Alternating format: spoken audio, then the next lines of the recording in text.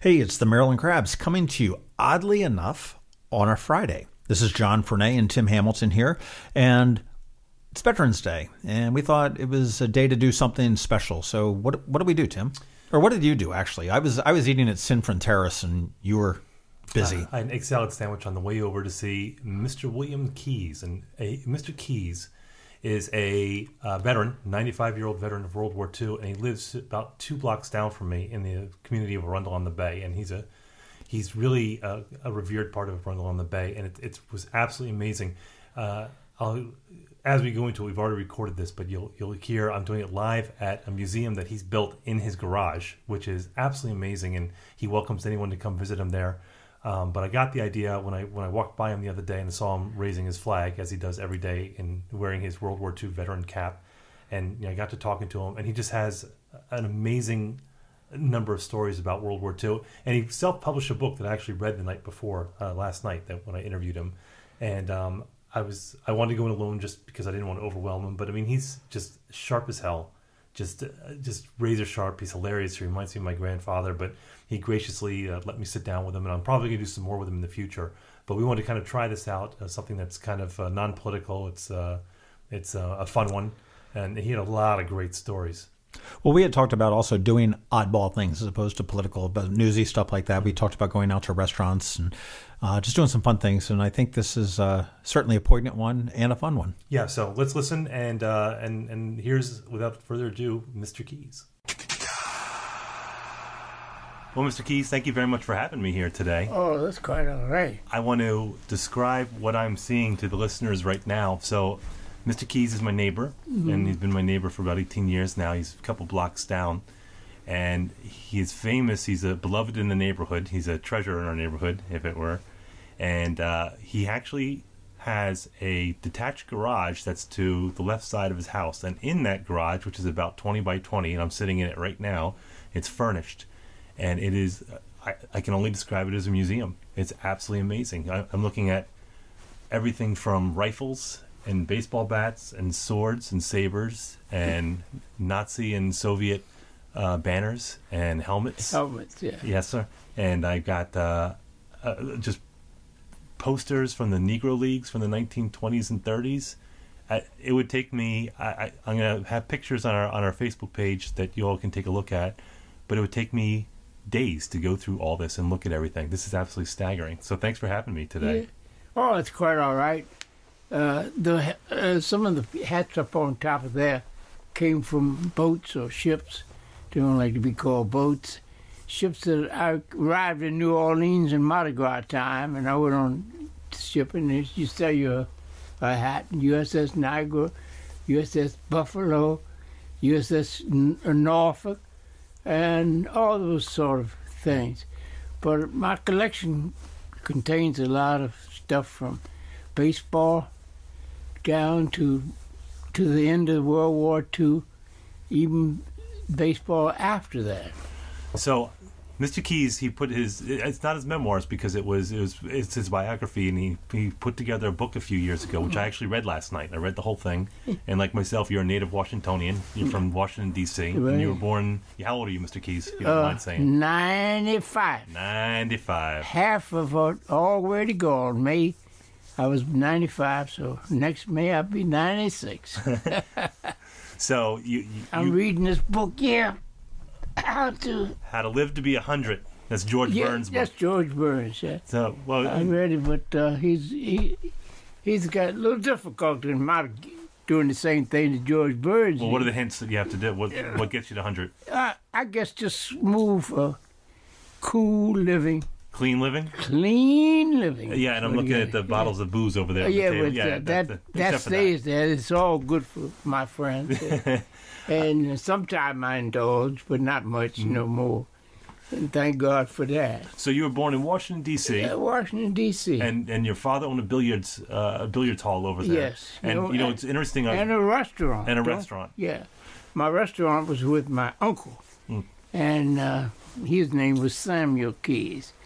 So that restaurant sort of got me in a lot of trouble because I met so many different people You know, Ella Fitzgerald, I used to go around. Did you really? Yeah, so I was going around with Ella Fitzgerald a lot. She's a year old now. She was born 1920, I think, yeah.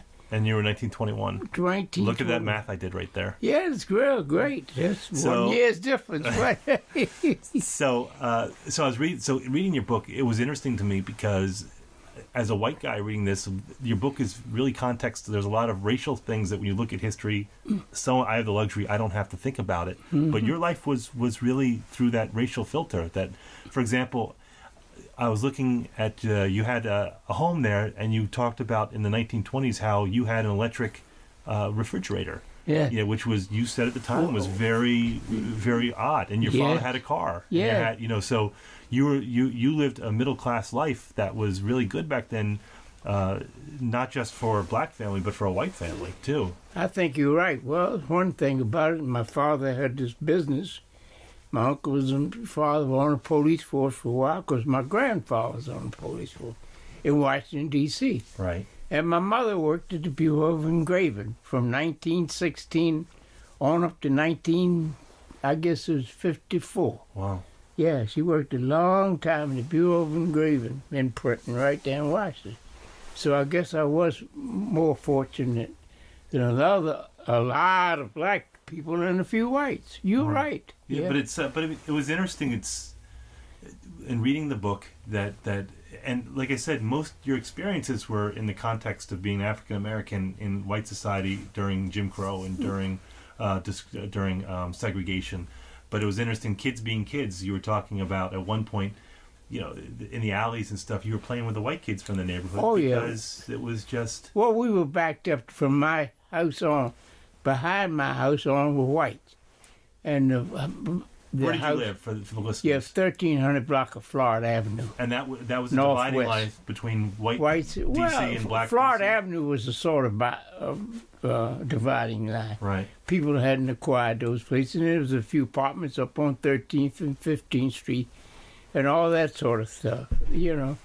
But we lived in Washington, such a compact life that white society was the same as black society, whatever you want to have it.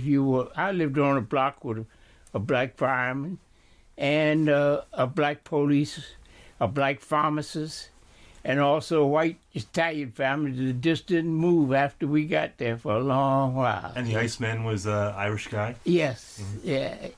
And we used to have the man to come around with a lot of things that you don't think of now. We had lanterns in our streets, you know, gas lights. Right. And the man had to set them. He's a lamplighter. Lamplighter. He came around and lighted them up in the night and come around and blow them out in the day. Now tell the story. I like the part about the watermelon. Oh, well, I don't like to give... But watermelon was... You don't like to. You wrote it. Yeah, right. Well, my father had a curious thing when he came from work. He usually wanted a drink or so, you know. And he was on a lot of tension, and especially on the police force because they were so nasty, and he had to put up with all of it, you know. So he would indulge in a little alcohol, and my mother would raise Cain about it. So he had found a way to do it. In the summer, when the watermelon man came around, he always had a half a pint in the split part, because the first thing he'd do, he'd walk out to the truck, you know, and say, "Give me the best one you got." Best watermelon. Yes, the watermelon. So he would cut a, what do you call it? He would plug. So it was 10 cents for a watermelon, if I remember. Yeah, and 25 cents if you had a bottle. If you had a bottle in it. Yeah. So the watermelon man was smuggling booze into your old man's house. Yeah, well, at that time it wasn't no, you know, it was homemade stuff. I think, yeah, before. This is during the Prohibition. Prohibition, maybe. Okay. Yeah, right, yeah. Of course, I do remember that, you know. Of course, my father died at 53, and my mother died at 92. Wow. Yeah, I had an aunt lived to be 100. And one lived to be 102, and it's all with the good faculty, you know. So you came from a really good family. Yeah. I get from reading your book, you had a really good family, and you had a great family structure. Yeah, well, I tell people about the eating stuff. I remember that we had for lunch. I'd have a bologna sandwich and a jelly sandwich, and it's Together? Bologna and jelly? Well, a jelly sandwich and a yeah. You were just freaking out. Yeah, and my mother used to make jelly, and all the people on the block would make jelly out of berries and apples and everything else you could find to make jelly. But that was the only thing. And if you had cheese, it had to be sliced off a bulk of cheese, because they didn't have no such thing as sandwiches made out of chipped beef or whatever you use on a sandwich, bologna. Cold cuts. Such thing as bologna. The cold cuts was that. Once on Monday, if you had a baked chicken, you could have big chicken enough, and not with some left over, they'd make a chicken sandwich. But that was rare, because most of the time, I had the wing of a chicken all the time. I remember that my other brothers they had a wing, and my mother and them, it was divided up equally to the part that people could eat, So you were raised Catholic. Yeah. And then you ended up going to Catholic school down in New Orleans, yes. Xavier, yes? Yeah, right. I went down there because I got sent down there. My mother. You got sent down? Yeah, right. My mother. Were you a Hellraiser? Huh? Were you a Hellraiser? Oh, yeah. Well, I was about, 16, 17. I was over at my father's restaurant half the time, and they couldn't keep me away from there because I liked to do anything, run errands and all that sort. She thought I was getting too hot. Christina Banks had a course of girls that used to perform at the Howard Theater about every fourth week in the month. And the Howard Theater was really big back then. Oh, it was big. And these girls were all from 15 to 16, 17, 18 years old because they're dancing like the devil. You couldn't dance like those dancers do in that day's being heavy and fat. So they kept them young all the time. And it worried my mother to death what I was doing. And they had pot sessions across the street, but they didn't smoke pot like you do now. They used to put it in a bowl and you sit around the straws and suck out the straw. Oh, it's like a hookah, right? Yeah. That was the way it was in 1936. Legal? I don't know whether it was legal. It was legal in Washington, D.C. because nobody bothered you. Yeah, the police knew everybody on the block. And sometimes you had a few black policemen around about because my father I became a black officer in the same police force. Oh, did you? Yeah, right. And of course I didn't like it too much, but my mother didn't like it at all. See? Why? Well, because she figured I'd be doing the same thing my father would do: come home for work and drink a little. Yeah. So I got used to not doing that. So. Yeah, but when I ended up in New Orleans, I stayed down there for a time. Yeah, when you want to keep a kid out of trouble, you send him to New Orleans. Yeah, of all places. But I turned the whole place around. The Sisters of the Blessed Sacrament were a group of good, fine sisters. I had the nuns growing up, Yeah, I'm Irish Catholic, so I had the nuns growing up. Oh, yeah, too, right. So I don't think they were as severe as back Mother then. Catherine Drexel was the sponsor of the whole Xavier. And she wanted to develop priests and nuns to go out amongst the Indians and the black people all over the United States. Who's the meanest nun you ever had? Everyone knows the meanest nun. Well, mine was Sister Catherine Ann. Sister Mary Catherine. Yeah. Yeah, she used to whip. She'd whip you. She'd take a ruler, hang your hands out, and hit you on the hand. Now, nothing harder than somebody hitting you on the hands with her. Our nuns didn't hit us, but Sister Catherine was mean. She used to hit us on the head. Well, we were old enough not to. It wasn't, I was in high school, I finished high school there last season. But, I mean, they were good people. They were good nuns.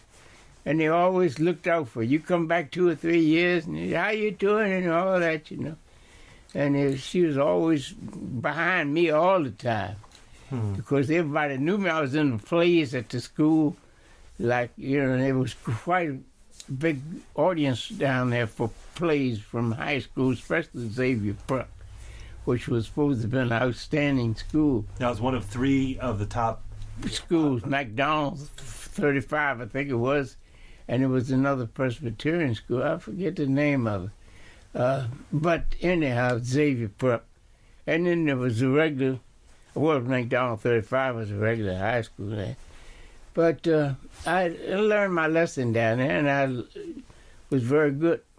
So you straightened out. Your mom was right. Yeah, yeah. It straightened me out for the time being, anyhow. So you come back from New Orleans. Yeah, you come back to D.C. Yes, came back from And D.C. what are you doing then? Well, I got on the police force in 1942. I came back in 1941, and came. So the war's on. Not here. Not here, yeah. Yeah, but the war has started. So they were hiring that in the Navy Yard, and I got a job in the Navy Yard. I thought I'd get a job there to keep from getting in the Army, see? Right. But I was supposed to have been an apprentice, but I didn't. Apprentice. Apprentice, yeah. That's apprentice, machinist apprentice. Right.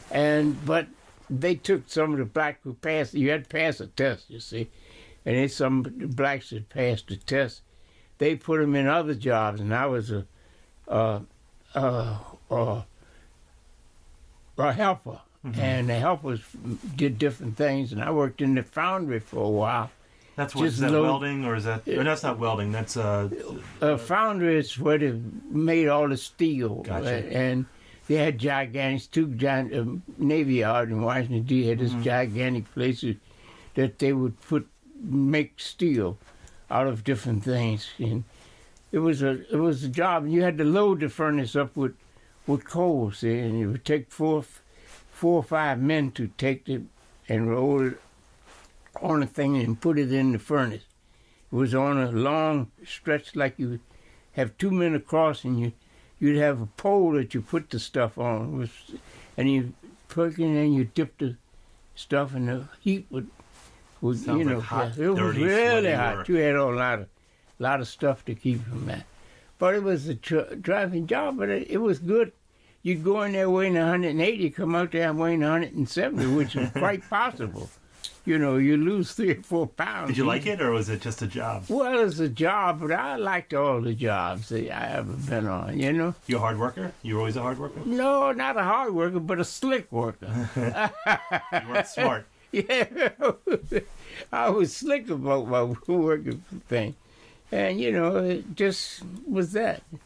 Yeah, so things just developed, and I got called for the Army in 1943. So drafted. Yeah, was drafted. So where do you go after you get drafted? Well, I went to Breckenridge, to Virginia down there, some camp down Breckenridge? there. No, Breckenridge, Kentucky later. Oh, gotcha. And then I went to, and then later on I went to Fort Huachuca, Arizona.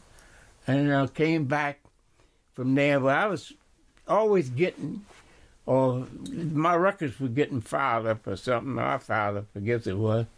And they would switch me to different places. So I enjoyed it. They're moving you around a lot. Yeah, right. And so... And this was after basic training. Yeah, I had basic camp, Camp Lee, Virginia, I think it was, yeah. And Camp Breckenridge, Kentucky, I was there for a while. And I was in Florida, in Florida. You know, when you get 95, sometimes you can remember certain things, and sometimes dates and people are faded away. Then all of a sudden you remember what you missed a little time before. That seems complicated, but you reach that stage if you get 95. You're doing great. Yeah, right. Yeah. So, you know, things developed in the Army. I was in the Service Corps, and but while I was in the Service Corps, and what's the Service Corps do? Well, ammunition. We were supposed to haul ammunition Gotcha. and especially for the tanks. And so all supply lines. Yeah. And so that's how I got with the 760.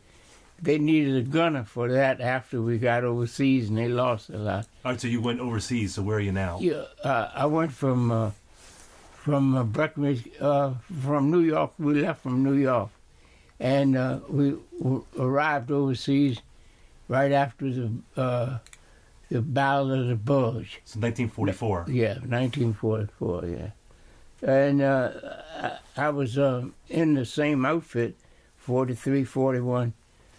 Quartermaster Corps, and we went from there with the 761st Army, which I transferred. I was a 50 caliber man. I loved the 50 caliber, and I perfected. I could take it apart and put it together anytime. That's a picture of it right over there with the 50 caliber. Oh, wow. So I'm going to get a picture of this. 50. So I'm looking at a picture of a very young Mr. Keys standing over a 50 caliber weapon with the bandoliers of ammunition. Right. You look tough. Yeah, well, I don't know. I was tough, but I wasn't dumb.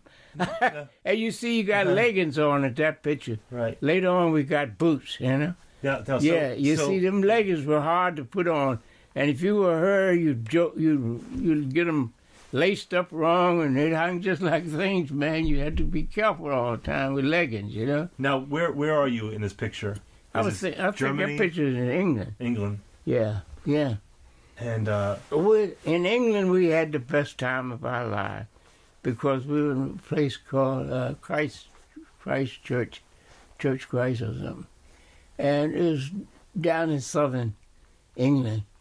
And the people were so nice. They'd invite you over and they'd have dances for us.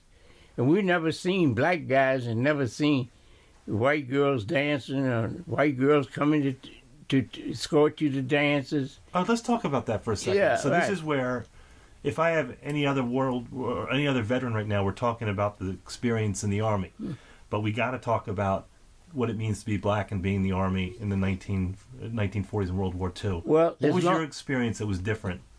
Well, in Breckenridge, Kentucky, and in Texas, a lot of times, we had 3 or 4 light guys, white guys, black guys who looked white in my outfit. And they would do all the dirty work, like going to the stores that you weren't welcome. So they could pass. Yeah, so they could pass. So they were getting One of my best friends was Bill Lancaster from Washington, D.C. We went in at the same time and got pictures all around here of him. And we celebrated. We went in the same time. We went overseas. The only trouble, Bill's father died while he was, just as the war was over. Mm-hmm. So he got to go home instead of going to the Pacific like I did. But getting back to life in England, it was beautiful. I mean, the people just treated you so nice. And sometimes you'd get little extra things by bargaining things or saving things or talking to the chef or the sergeant in charge of the food to get a few things to take to friends. And you made friends like that. Why do you think they were so nice? Do you think it was it just because... In the first place, they'd never seen a whole lot of black people, you see. No. Despite the fact that the people told everybody we had tails, you know. That was a thing that people really were serious about. Because the people came over at first and set a trap for us by saying that, you know, we were just like monkeys and we had tails. And so we didn't have no such thing as tails. Like, I had a tail, but it wasn't that kind of tail. But that's what they said. They said, where's your tail? And I tried to, I couldn't get it all the way around there, but I said, my tail's on the front. Right. Making friends as you go. Oh, yeah. You have to change, you adapt to the society that you're in. You have to adapt to that. You know that. So everything was just rosy there. And even when we got to Germany, it was much better, you know, and treated you better. Easy better than the United States? Oh, my God, yes. Wow. Yes, I mean, Jesus, when he came back, when you had to come back here and go through the stuff, extra places and all that. Jackie Robinson himself was in 761st. He never got overseas because they court-martialed him twice. Mm-hmm.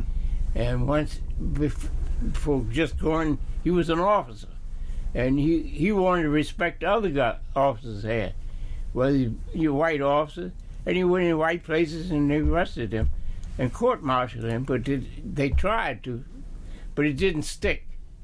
It didn't stick. They were better to let him go than raise all this. He wasn't a famous baseball player at that time. He was just a football player from California. Yes, I think that's the way it was. But I never knew him. I never saw him.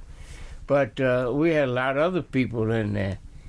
But the treatment was just so superb, and people didn't take advantage of it. The soldiers didn't take advantage of it, you know. Was it eye-opening for you? Oh. I mean, was it like if you all of a sudden look and say, "This"? You didn't know how you're being treated in the United States until. Look. Let me say this, and I'll be truthful with you. We had some of the best people in the world were from Washington D.C. Some of the best-looking girls and all that went to Dunbar High School in Washington. And some of them were just as fair and white as any white person could be. I mean, and you had colored things there, nice-looking black girls. They were just all nice-looking because they know how to dress and how to conform to the white society. Right. See, blacks, one thing, followed the whites in this society. They weren't like the Indians. The Indians didn't adapt to the white society, so therefore they sort of went off stage. You see what I mean? And it's a shame to say that. And that's the people that I agonize more over the Indians and their past history than I do over some of us who still had chances in the North, but not in the South. Yeah, but getting back to our trip over from there to Czechoslovakia in 182 days was on the line. So you're in Germany and now you're in Czechoslovakia. Well, we had ended up there. Right. So, but before that, on our way there, we had to get food and stuff because we had trucks on top of trucks with ammunition and treads for the stuff for the tanks and all that sort of stuff. You understand? And so therefore, we went into places in some towns and went into bakeries and took what we wanted, and they were willing to give it to us just so we didn't destroy that place. And a lot of people, they hung out white flags all around, and that means we surrender. So these are all civilians. Yeah, and all civilians. So the columns are coming through. And they did that to all of them. But I mean, they were smart enough to know how, if the airplanes didn't blow them to hell, we weren't going to blow them because they tried to treat us as nice as you could. And then, I remember one or two instances where little boys one time directed some of our guys who got shot and were all in a field, and they were scared to cross the field because it was mine, And the boys showed them how to get across the field. So the local boys were guiding you through the minefields. Right. So all kind of incidents had come up to my mind. I'm rushing through this thing so fast, but little small things that I perceived. And I had a way of the guys always followed me. A lot of them did. Well, in my outfit. What's your rank, by the way, at this point? Well, sergeant. Sergeant. Yeah, I never got above. In fact, I had so many defaults that I had zippers on my signals, on my stripes. Didn't sew them on. Yeah, because I had one guy, colonel, who was in the head of one outfit. He said, "Well, what has Bill Keyes done now? What has Sergeant Keyes done now?" That's what his famous saying was. What has Sergeant Keyes done now? So the guys, but the then guys I are following became corporal. I was corporal for a long time after that. But I did everything else to sergeants as much as the lieutenants did. Mm-hmm. You know what I mean? Because I said, look, guys, just don't be too much of a hero here now. Because, you got to go back to the States and see your family. And a lot of these guys in this outfit were older than I was. They weren't younger, they were older. Mm-hmm. Because they sort of handpicked a lot of us to go to different places, and some of them were going, and a lot of them had gone to school and had a year or so of college, which, I did. So that was that. So we're in Czechoslovakia now. Well, we didn't stay there that long. We just stayed there long enough to take, and we got trucks came up to pick us up, and we left the tanks there. And from there we went back a long way to Marseille, France. But in between the time we stopped and we stayed in Bussbach in Germany for quite a while, as we were regrouping and getting our stuff, supplies together. That's quite a long distance. And what's happening in the war at this point? Yeah, well, the war was over May the 7th, I think it was, yeah. So we went back to different towns altogether to regroup. So that's where I met my wife. Let's back up for a second before we talk about your wife. I'm looking right now, right on my right-hand side. I see, and again for the people at home, there are a lot of they're like collages. They're like posters that are about 24 by 18. Yeah. And they have pictures and they have dates and they have labels on them. And I'm looking at one right now that is Dachau concentration camp, and I'm seeing the prisoners of Dachau in 1945, and I'm seeing the Jewish the Jewish prisoners in striped uniforms, prison uniforms, and then I'm seeing pictures of looks like you with it's a few black soldiers with some white soldiers. Yeah, right. And you're at the concentration camp, and you've got you're sitting on the tank. It looks like. And you've got the Nazi flag. So you were there at Dachau? Well, yeah, but we didn't know what. I wasn't at Dachau. No, I was at the one up there at the top. Which is the name of it? It slips my mind. I see Dachau. No, not Dachau. Auschwitz? No.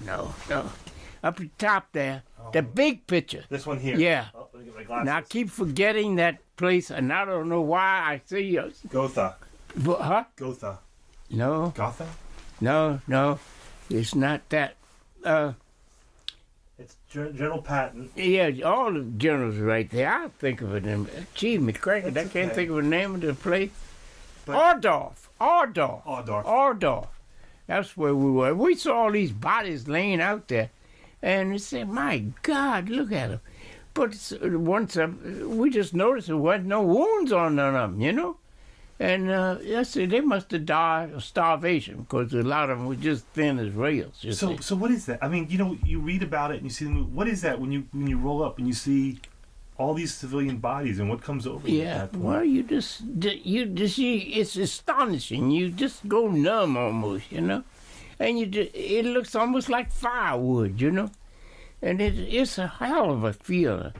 But we didn't know nothing. We didn't know. I never knew it was ovens until I got somewhere else. I came back from there, not during the war, but we left the places we didn't know. We went through Ordorf so fast, and that's the same place where all them generals met up there. There's Patton, and there's Eisenhower. There's a picture of that. They're all standing above the bodies in the wreckage. Yeah, and that was in Ordorf. All we did was go through and tear the tanks down. People were following us, asking for food or certain things, like you have this, and try to trade off some food that they had, Right. And hot food too, but some of them you were scared. They would tell you not to take the food because it could be poison. They would poison you. So oftentimes I always found that some of the best times of your life comes at a time that at the time wasn't pleasant, but you look back at it. Even like you take great pride in your military career, as you should, but at the time, were you scared all the time? Were you frightened, or were you just locked in? Well, I was scared. I was frightened and mad at times. Especially when you saw other guys who was there burning tank or truck in our group, and we lost a few people at different times, and you just can't stand it, you numbify. And at that time, I never drank or anything, but I couldn't drink beer. I thought beer was the most horrible thing in my life till all of a sudden we got beer and wine. And one guy had so much stuff in there he couldn't get ammunition in the tank. He had so many bottles of wine one time in the tank. And so I think he got... See, our tanks were separated. And the outfit I was 4 or 5 tanks and 15 trucks almost with stuff going for that. But you got separated so much because they used the hell out of it. They didn't want to make us, even though Patton wanted us over there and told us to kill those Huns and all that kind of stuff. He was lucky. Yeah, he was lucky to. He didn't want us really there until we got there, And then he needed us so bad. You see what I mean? Are you talking about the black company? Yeah, well, black troopers, yeah. Well, black, tankers, Right. Yeah, he didn't want. What was your relationship with the white troops that were over there, white soldiers? There was always good. Never had too much problem, because we were always in the lead or something, And I don't see where we had that much problem with it. A lot of them changed after you get over there. But they didn't dare slip or nothing like that. I had a 45 caliber. I had a Colt 45 that I got. Somebody died. I got it, but I kept that on me all the time. When you have that in a carbine, you don't have too much trouble with people calling you. Respect. They didn't call you nigger or blackie or Sammy or Willie or all that bullshit. Bull stuff. I'm sorry to say that in your eye. But say whatever you want. You got a lot of respect for you when you got a gun, you know what I mean? And a lot of them is just in the same predicament. Whites were in the same predicament we were. All they thought about was getting back home. But I guess a lot of them thought about killing. But I mean, my mind never was on killing people, and just staying alive, huh? Yeah, well, that's the main thing. I never will forget when we crossed the Rhine River. We had to get on. I was in 43, 41st quartermaster, and we got across the river first. The tanks couldn't even come over there because the platoon wasn't strong enough. That was the Rhine River. And then finally they built these platoons much stronger. The engineers came up and made them, enforced them. And we were on the other side of the river. And here comes a bunch of white soldiers across the river, an infantry company. And they were in trucks. And the trucks would turn around and go back and forth.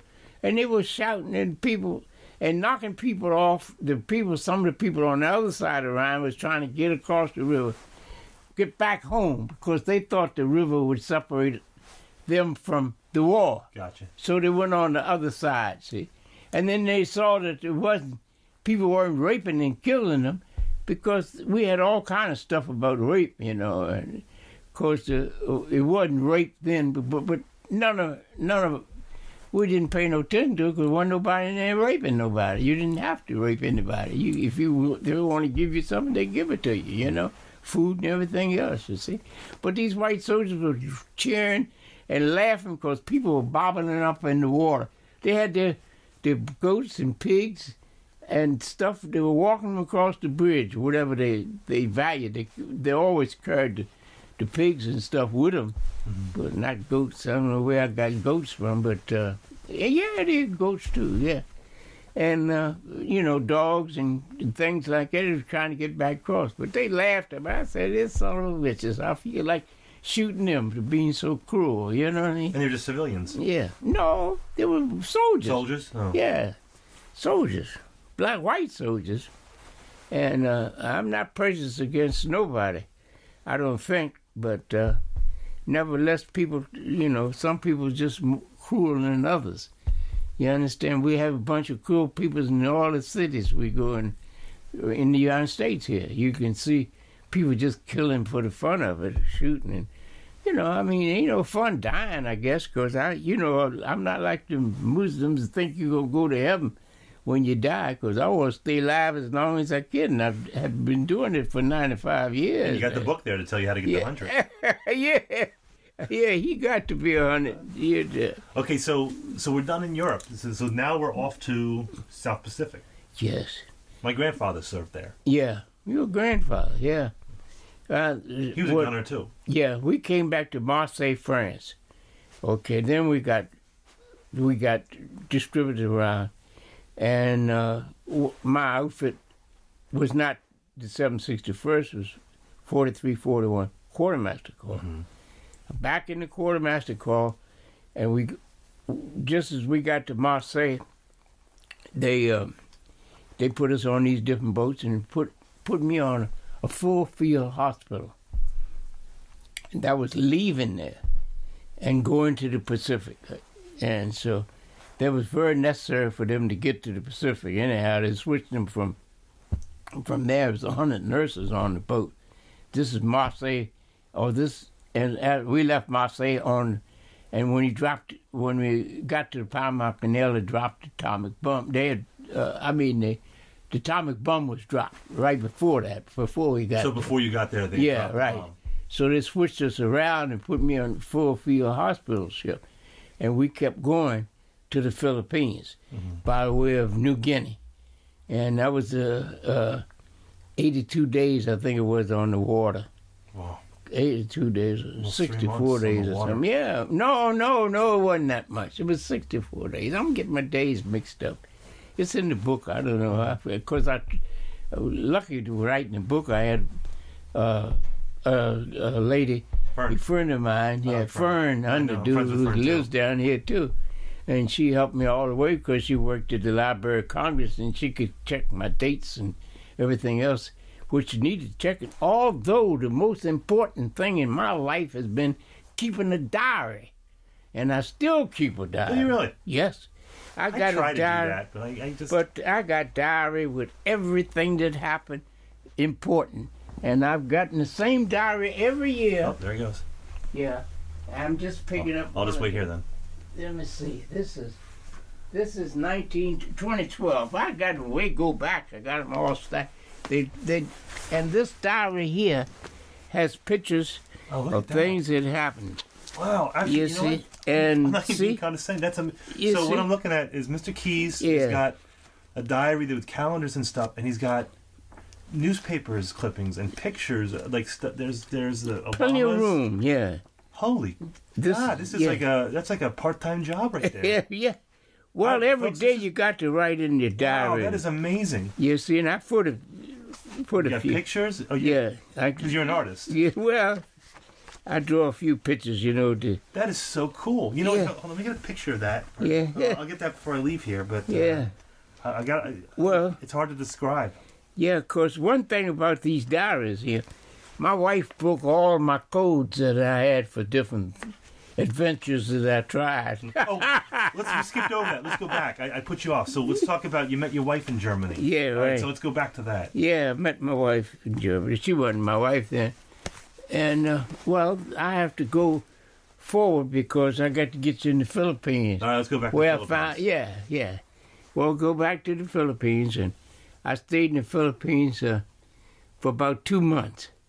And the discouraging thing is we had members of the clergy from different places, blacks, that came over here to pacify us and make us feel that when getting back down, be nice, don't go.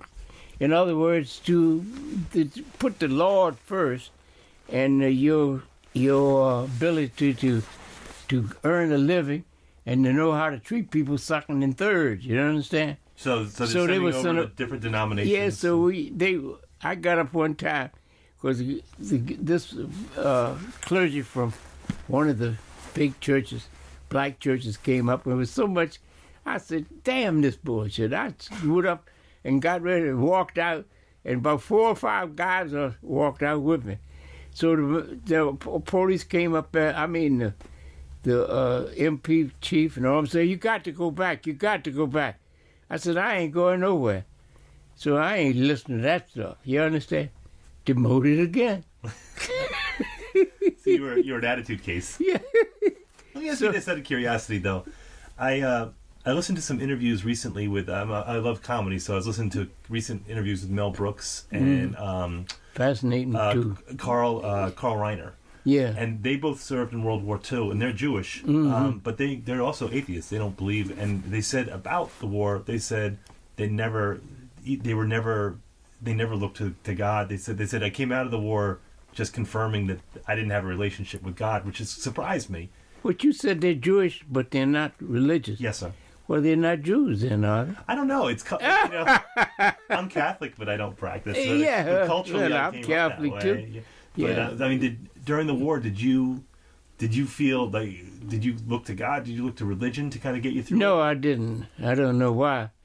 It's funny because I did hear that. Yeah, but I respected the Catholic Church, and everywhere I went into the Catholic Church and always gave a donation or something to Catholic. And one You're covering time, your bases. when we was in, we were in England, I think. No, it wasn't England. It was France. For a short while, we was in France. We were bivouac right next to a convent, and it was a church, a convent, and everything else. And I took bread over there to the nuns who hadn't had. This was in France, so who hadn't had fresh made bread, because when we got together was a bakery there that did nothing but bake stuff for the troops, and it was everything that you could think of. It was a resource place, where you got everything. So we were into things like that, you see. It's just like guns and stuff. We had our pick of any type of guns. But the whole point was getting them back home, see. And, things like that. Because I remember one time when they told the people in Germany to give up guns, man, the place was full of guns.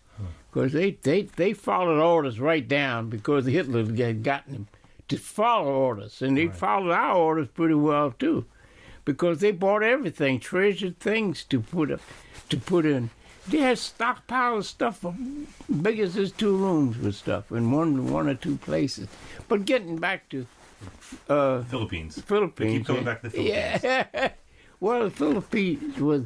So you were demoted. Yeah, I was demoted there. So it didn't make any difference.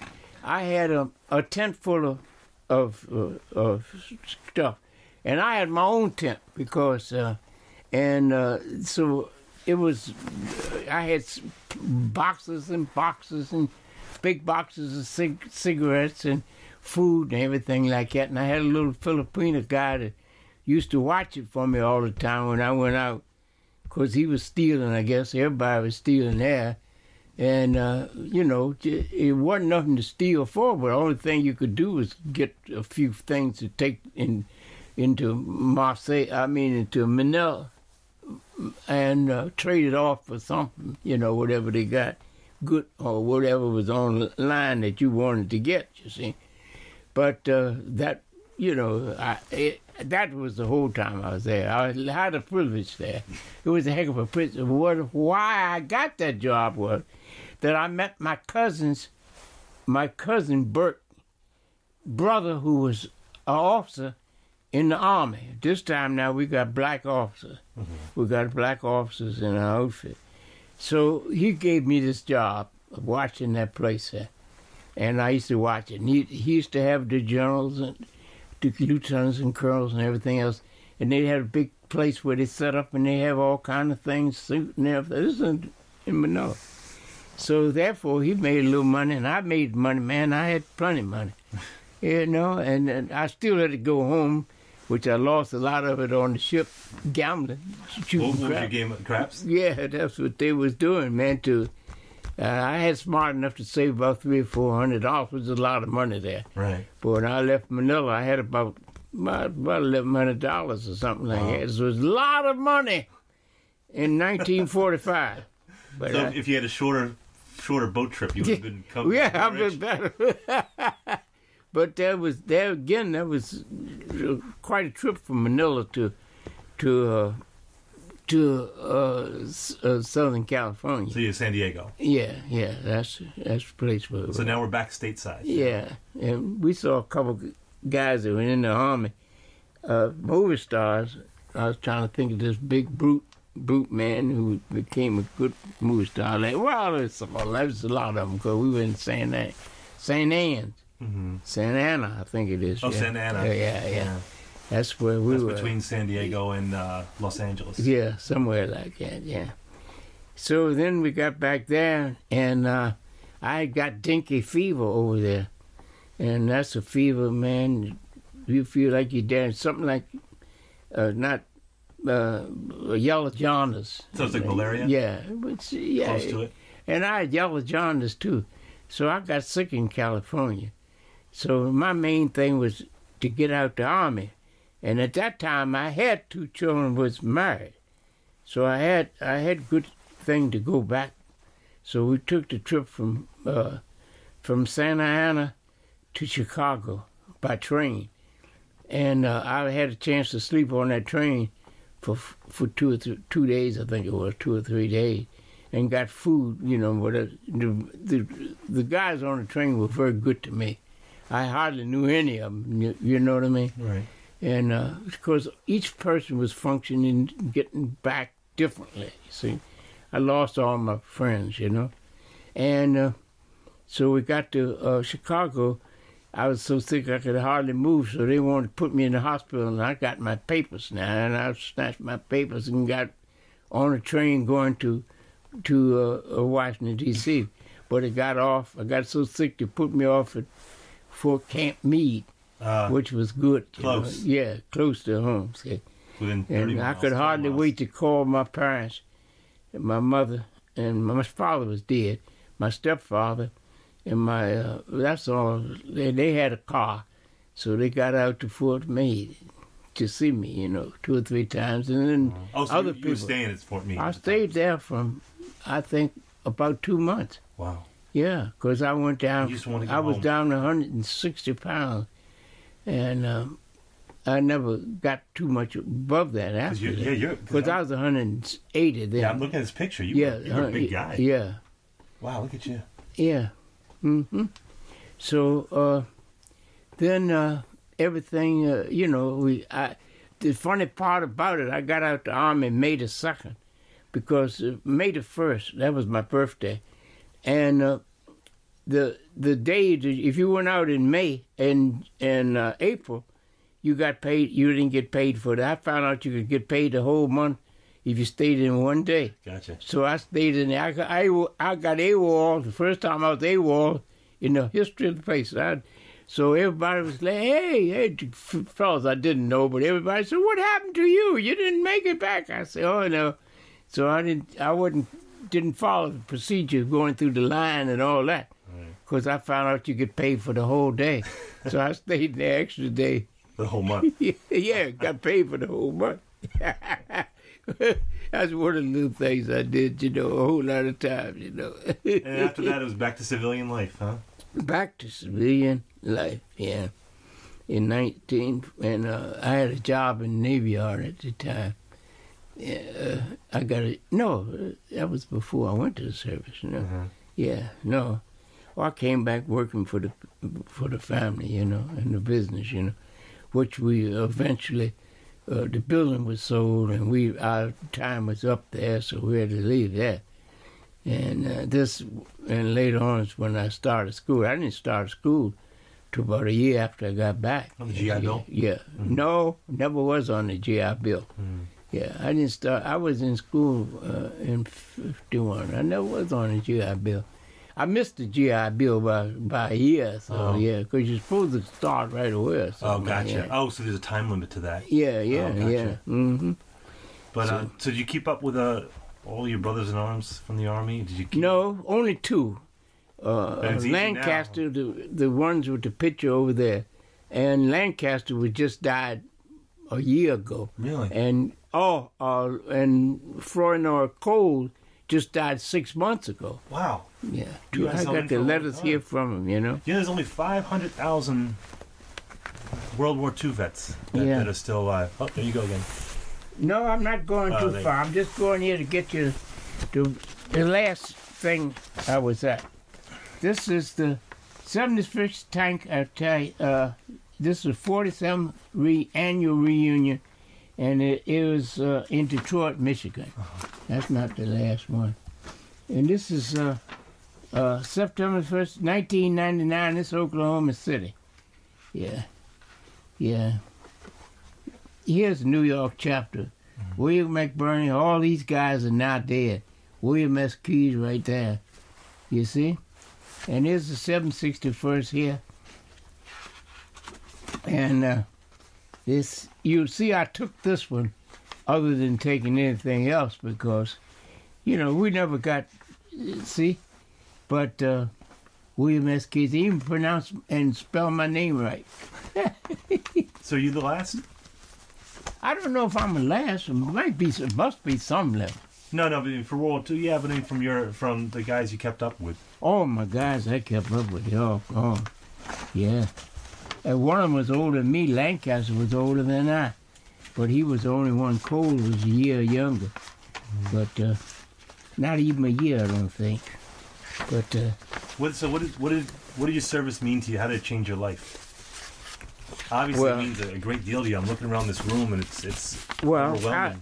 I am a historian, I love history, and I try to keep up with that. That's the only way to change my life.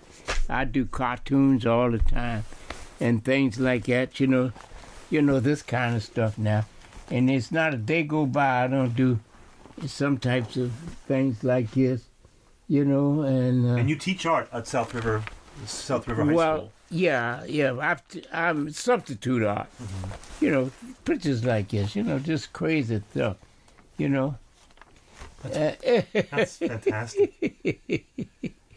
Yeah. So, you know, but I love art. And I have had 3 art shows, 2 at 49 West and one with Women's Place. And they had braziers hanging all around there with my artwork all between. Yeah, I just lit up. It was very joyful, very joyful thing. But I advise everybody to keep a diary. And keep a diary, I mean, and keep up with facts. I think these books are probably not none of the wording in there is worth anything. But the time element might be right. You know? I'm gonna have to. Yeah, this is pictures of this. So folks can see this on their Facebook pages. Yeah, this was 19. This was 12. See, there's a which come with our president now. That was. And I have to point out that we're recording this on November 8th, so this is the election. Yeah, so election day. Election day. Yeah, right. And so it's a big. I have my little I voted sticker on. You already voted. Yeah. God, let me get a picture of that. That's amazing. What? Your diary there. Yeah. That's awesome. Mm. Well, Mr. Keys, you have a lot to be proud of. I am absolutely impressed by all this. And it's very generous of you to open this up because you have a little ledger over there where people sign in when they come and visit. Yeah. And like I said, it would take me days to go through every picture and every collage. And but here's my fault. Here's my problem. I got to find a place to put this. Oh. Now, you can't tell me about the museums because I put a lot of them into the Anacostia Museum. Mm-hmm. And some of it was taken and some of it wasn't. And the big museums have all this. Right. And I did all this framing and putting together stuff myself, and it's not done on a museum type of thing, other than the fact that I can fold up some of these things back here. And, you know, and a lot of the I've never talked about the Buffalo Soldiers. That's another thing. Am I still on? You still on? Well, look, the Buffalo Soldiers was the outfit that I was a charter member. Right there, look up on top of there. As a charter member of the Buffalo Soldiers. And and they did so much, and I read so much about them, but I heard that they were different places. And so I got a bunch of guys. One guy was from my outfit over in Baltimore. And he told me, come on over here and join. So at that time, it didn't have a Buffalo Soldier in Washington, or they had it, and I didn't know about it. And I knew some of the guys in the Buffalo Soldiers, but they weren't friends of mine enough to tell me about it. But I joined it as a starter in that chapter in Baltimore. Now, the Buffalo Soldiers had more to do than anything else in the world. I mean, they caught hell.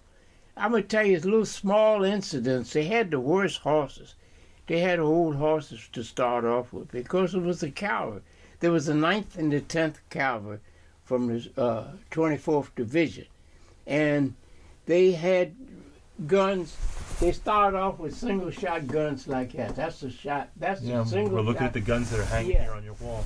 And that gun, when you load that gun and shoot it, the Indians could shoot 4 arrows at you before you could get off one shot from that, you see.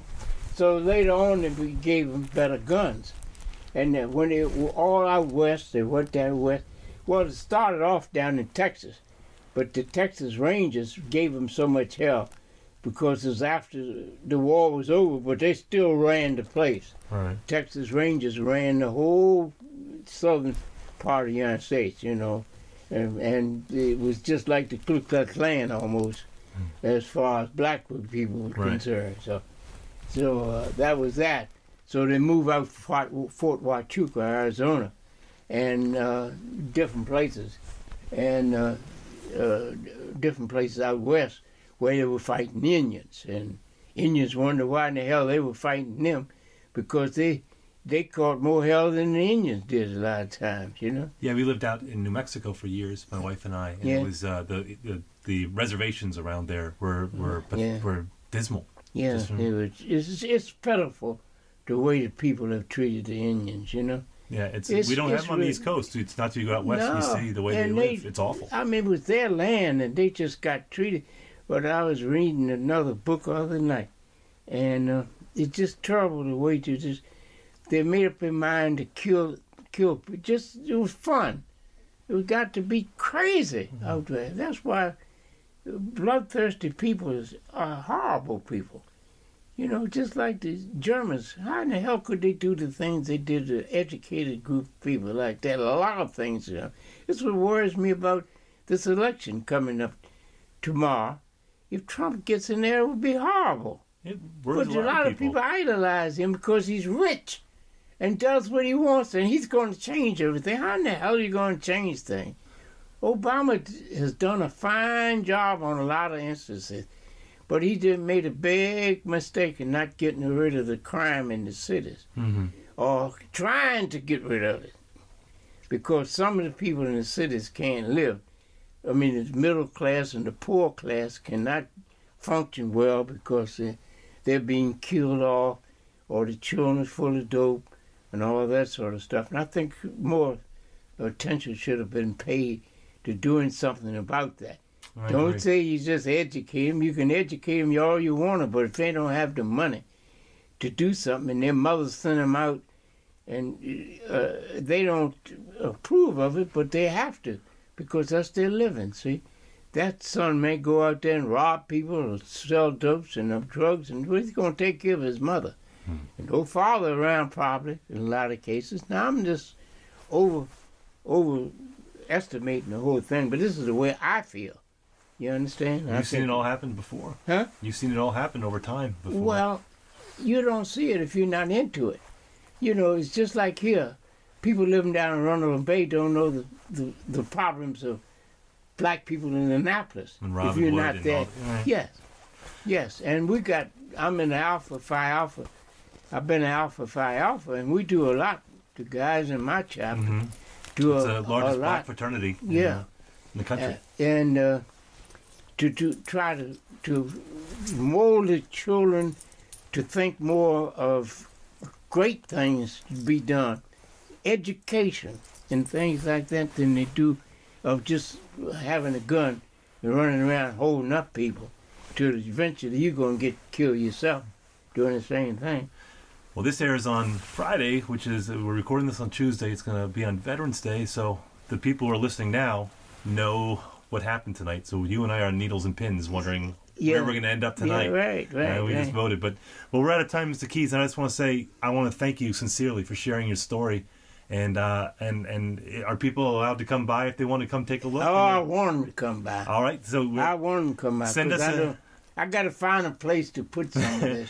Send me an email at info@themarylandcrabs.com, and if you're interested in visiting Mr. Keys' spectacular memorial here, and I'll direct you. But Mr. Keys, thank you so much for having me and sharing your story. Right. And on behalf of everybody, I want to thank you for your service on this Veterans Day. So thank you, sir. All right. All right, and that's Mr. William Keys, World War II veteran, 95-year-old guy. His book is a lot racier than the interview we just had because he talks about his sexploits, which was actually hilarious, and he really curbed himself today. But I got to tell you again, the pictures I'm talking about here of his museum and of him, you're going to find them on Facebook. I'm going to put them on the Facebook group and the Facebook page. You can take a look at them, but it is staggering. He's got thousands of collages and pictures. It would take you literally days to go over everything he had in there. It's overwhelming. Just fascinating. Where do you can we get his book on Amazon? I don't think he can. I think he sells them himself. But like he just said, is that he would love to have people come out. He's a great tour guide. And he'll give you the history. But if you want to do that, why don't you contact us at info@marylandcrabs.com. and I can put that together. But he's genuine with that. He'd love to people come out. It's a rundle on the bay. I would bring my kids out. My kids went to go see it, and it's just staggering. I mean, just you're looking at grenades and guns and that were captured in the war, Nazi flags, Soviet flags, pictures of Dachau. I mean, and it's something you should see. You really should see this connection. He's a living treasure. He really is. I totally love history in our backyard. It is unbelievable. I talked to a man today who was in the prison camps, in the concentration camps when they liberated the Jews. I mean, and just I'm actually overwhelmed a little bit after talking to him today. I mean that genuinely. I'm not just saying that for effect. I at the end of it, I felt like myself kind of tearing up because here's a guy you see Saving Private Ryan, you see Kelly's here, you see all these movies, and here's a guy who actually lived it. The big screen is way different. My father served in World War II. I salute him. I certainly salute Mr. Keyes. And this is a generation that's going to be gone very shortly. And here's something he didn't want to point out. He's a history buff, but and it's in his book, so I don't feel bad about saying this. His grandfathers were white. And his grandfathers are white, and his one grandfather, remember he was born in 1921, his one grandfather was an officer, Confederate officer in the Civil War. Wow. So his grandfather was a Confederate officer. Wow. But it's amazing. So I met a man today whose grandfather fought in the Civil War. Unbelievable. There you have perhaps so far the most powerful podcast that the Maryland Crabs have done. And you have a treat. You had two in a row. You had the one yesterday with Gavin. You have today with Mr. Keyes. So two we're not going to charge you extra for it. That's free, my friends. Well, salute a veteran today. Salute them every day, actually. They do an awful lot for us. Follow us at MD Crabs Podcast on Twitter. Like our Facebook page and join our Facebook group. You can look at our website at themarylandcrabs.com. Email us. Give us some suggestions at info@themarylandcrabs.com. And we will see you next week. And we might have a very special guest next week. We're trying to work it out. Or we might not. Tune in. All right. Thanks, folks.